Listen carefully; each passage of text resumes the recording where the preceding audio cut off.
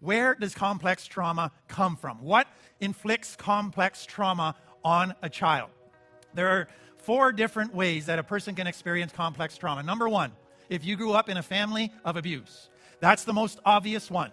And it can be physical abuse, but it does not have to be physical abuse. Most of you who have experienced verbal and emotional abuse know that it often hurts more than physical abuse. To be called down, to be made fun of, to be called hurtful names, to be called stupid, all of those things are forms of abuse. And then probably the worst one is sexual abuse. And we talked about that recently, that about 50% of women addicts have been sexually abused. If I take this beyond school, or beyond home, this complex trauma can be going to school where you're bullied. So every day you're going to school and you're nervous, you're on guard, you can't relax. The whole time you're at school, that's complex trauma. Just as much as if it was happening in your home. And it does not just have to be at your home or at school. It can be anybody that is more powerful physically or in a position of power who does stuff and says stuff that hurts you. That also is complex trauma. And many will relate to having a father who maybe never hit you or never said negative things, but he was a dictator. It was his way or the highway. You did what he wanted. You weren't allowed to offer your opinion. You weren't allowed to challenge anything. You just did what you were told, no questions asked. And that is also a form of trauma. And we'll look at that in more detail. The next one, which is really becoming more and more understood, and it is just as severe as abuse, is neglect.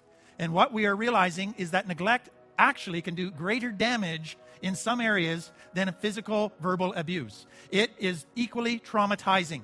Is if you grew up in a home where your parents were workaholics and they were never emotionally available to you, they were not able, maybe they didn't have the tools, maybe they had their own health issues, their own problems they were dealing with, but they weren't able to be there for you when you were hurting or needing to learn something, you felt abandoned, you felt rejected, and you did not feel safe. And so those we're realizing cause a lot of trauma. The third one, which is a huge one, is abandonment.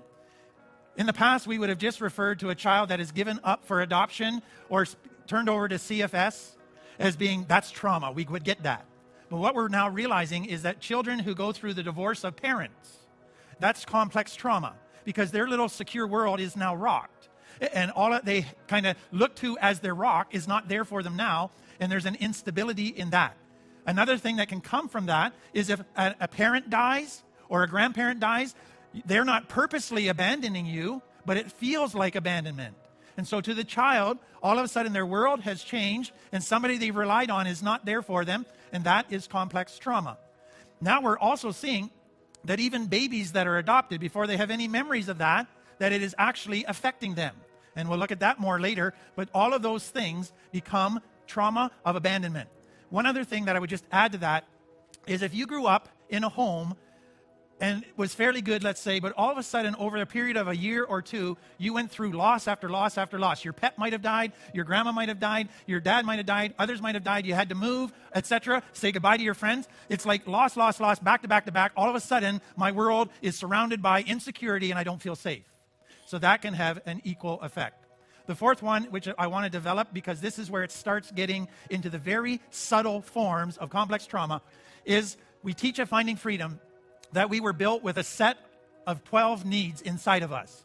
Central to those 12 needs are certain physical and emotional needs.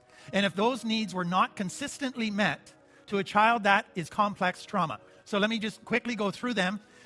There's the need for safety, which includes food, shelter, a roof over your head.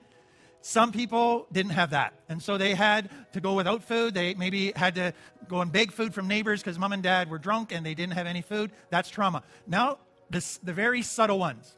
If a child grows up where they do not feel respected or valued, if they're made to feel stupid, less than, fat, all of those things, little shots that are taken, that child cannot relax. That child doesn't feel accepted for who they are. All of a sudden, they're being told, if only you were like your sister, or if only you were smarter, or if only you weren't this way. And they're always kind of being made to feel not good enough. That's trauma. I'm always in danger of being hurt because nobody accepts me.